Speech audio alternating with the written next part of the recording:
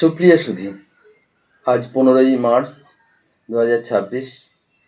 আশা করি আপনারা সকলে ভালো আছেন। প্রত্যয় পত্রিকার পক্ষ থেকে আপনাদের আন্তরিক অভিনন্দন। গতকাল আমাদের এদেশের প্রধানমন্ত্রী নরেন্দ্র মোদীজি তিনি এসেছিলেন আমাদের রাজ্যে, ব্রিগেডে সমাবেশ করলেন। তিনি সমাবেশ থেকে খুব জোরে চিৎকার করে বললেন, সেই দিন দূরে নয় যখন পশ্চিমবঙ্গে আইনের শাসন হবে। ভালো কথা, পশ্চিমবঙ্গে আইনের শাসন জরুরি যদি পশ্চিমবঙ্গে আইনের শাসন বিঘ্নিত হয়ে থাকে। কিন্তু ভারতবর্ষে কি আইনের শাসন দিতে পেরেছেন?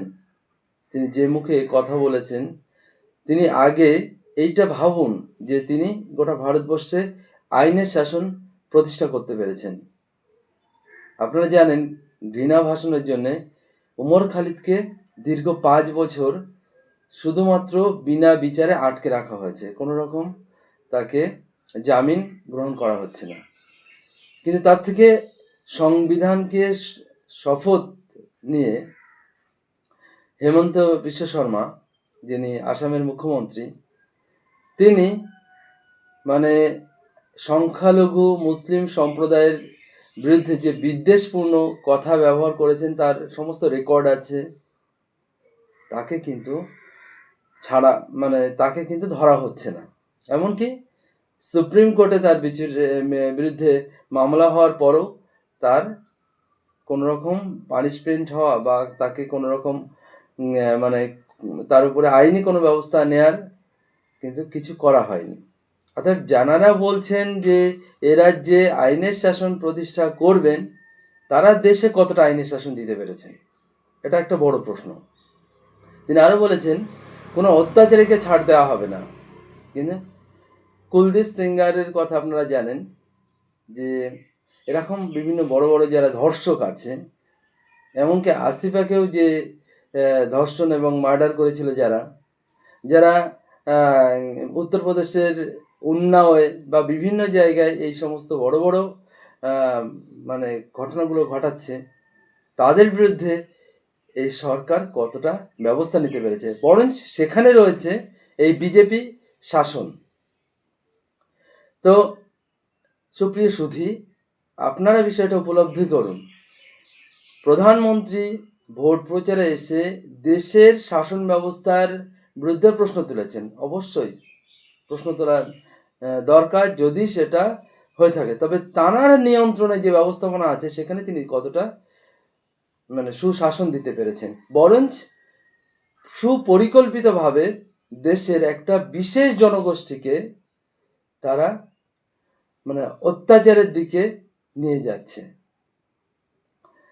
আপনারা দেশের পরিস্থিতি প্রত্যেকে অবগত আছেন।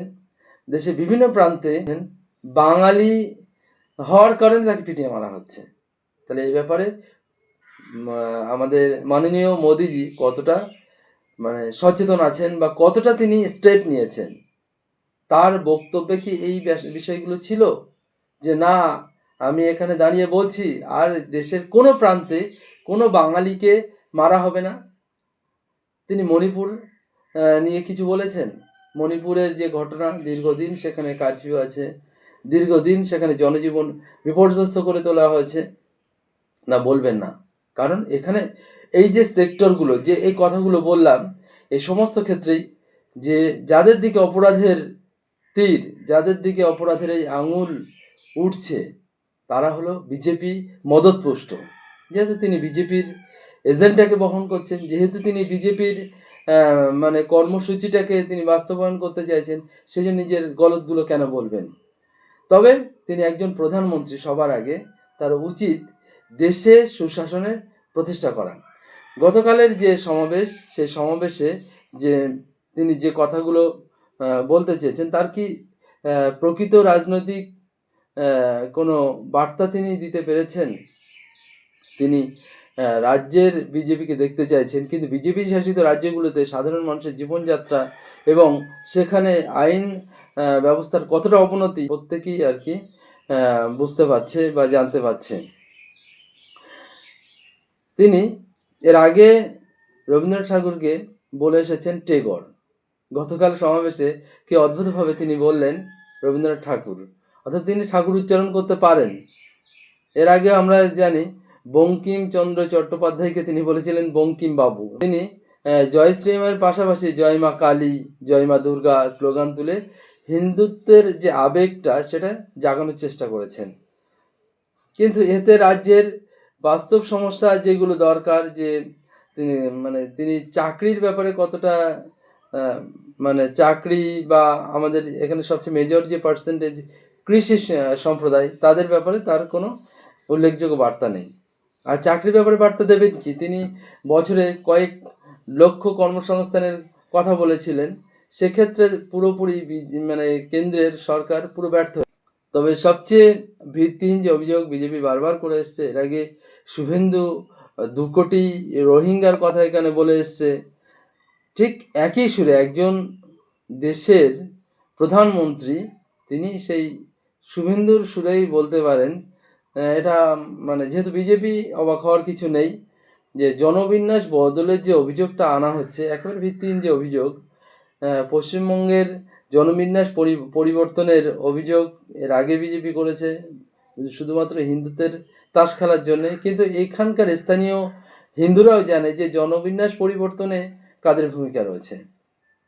বিশেষত বাংলাদেশ থেকে বিভিন্ন কারণে এদেশে এসে স্থায়ীভাবে বসবাস করে গেছে মূলত অমুসলিম সম্প্রদায়, এবং স্থানীয় হিন্দুদের চাকরিতে সাম্প্রতিককালে আগত যে সমস্ত অমুসলিমরা তারাই থাবা বসিয়েছে। অতএব যে জনবিন্যাস বিপন্ন হওয়ার যে গল্প এর আগে বারবার করে বিজেপির বিভিন্ন মঞ্চ থেকে বলার চেষ্টা করেছে, এবং মোদিজির মুখ দিয়েও সেই কথা বেরিয়েছে, এটা সম্পূর্ণ একটা ভিত্তিহীন একটা অভিযোগ। এর আদতে কোনো পরিসংখ্যান তাদের হাতে নেই। সেজন্যে মানুষকে জাস্ট বোকা বানানোর একটা পদ্ধতি। আমরা দেখলাম এবারে সমাবেশ বিজেপির অন্দরেও যে কথা শোনা যাচ্ছে যে খুবই সফল, কারণ প্রচুর লোক টানতে তারা সক্ষম হয়েছে। কিন্তু এই যে লোক হওয়া আর সেই লোকগুলোর ভোটকে ভোট বাক্সে নিয়ে যাওয়া, এটা কিন্তু খুব কঠিন কাজ।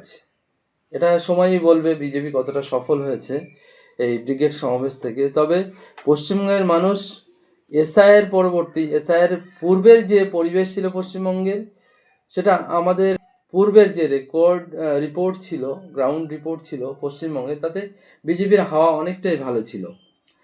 কারণ সেখানে মানুষের হ্যারাসমেন্টের আসেনি, একটা আবেগ কাজ করছিল। বিশেষত সরকার বিরোধী কিছু বিষয় ছিল, যেখানে বিজেপিকে ভোট দিতে চাইছিল শুধুমাত্র তৃণমূলের এগেনস্টে ভোটটা দিতে হবে অনেক ক্ষেত্রে এরকমভাবে। কিন্তু দেখা গেছে যে এসআইআরের যে হয়রানি, সেই হয়রানির পরে মানুষের সে আবেগ অনেকটাই সে কমেছে। কারণ অন্যান্য রাজ্যে সাধারণ মানুষ যদি ভালো থাকতো, তাহলে আশা করা যেত যে এখানে বিজেপিকে আনলে মানুষ ভালো থাকবে। শুধুমাত্র ধর্মীয় আবেগ ব্যতীত, শুধুমাত্র ধর্মীয় বিদ্বেষ ব্যতীত মানুষকে বিজেপি কোনো রাজ্যে তেমন কিছু দিতে পারেনি। উল্টে কি হয়েছে, প্রশাসনের ছত্রছায়ায় বা যারা মন্ত্রী বা যারা তাদের ছত্রছায়ায় দুর্নীতিগ্রস্তরা খুব বেড়ে ওখানে বিজেপি রাজ্যগুলোতে অনেকটাই বাড়বাড়ন্ত বেশি। তো যাই হোক, পশ্চিমবঙ্গের জনগণ আগামীতে অবশ্যই ভাববে, কারণ এ রাজ্যর যে ঐতিহ্য আছে, একটা সাম্প্রদায়িক সম্প্রীতি আমরা অতীতেও জানি, এখানে খুব বেশি কেউ এই সাম্প্রদায়িক তাস খেলে ফায়দা লুটতে পারেনি, আর আগামীতেও পারবে না, কারণ বাংলা অনেক এগিয়ে। আমরা অন্যান্য স্টেটের তুলনায় বাংলা যে অনেক এগিয়ে, এটা আমরা বিভিন্ন সময় দেখেছি। অবশ্যই বাংলার মানুষ পরিস্থিতি বিবেচনা করতে জানে, এটা আমরা বিশ্বাস করি। কারণ এখানে অতীতেও কেউ ধর্মীয় রাজনীতি করে সফল হতে পারেনি, কেউ ধর্মীয় বিদ্বেষপূর্ণ রাজনীতি করে কেউ ফায়দা লুটতে পারেনি। তো আশা করা যায় আগামীতে কেউ সেই সুযোগ পাবে না, কারণ অনেকটা সচেতন মানুষ অন্যান্য রাজ্যের তুলনায় পশ্চিমবঙ্গে বাস করে। তো আপনারা ভালো থাকবেন, প্রত্যয়ের সঙ্গে থাকবেন।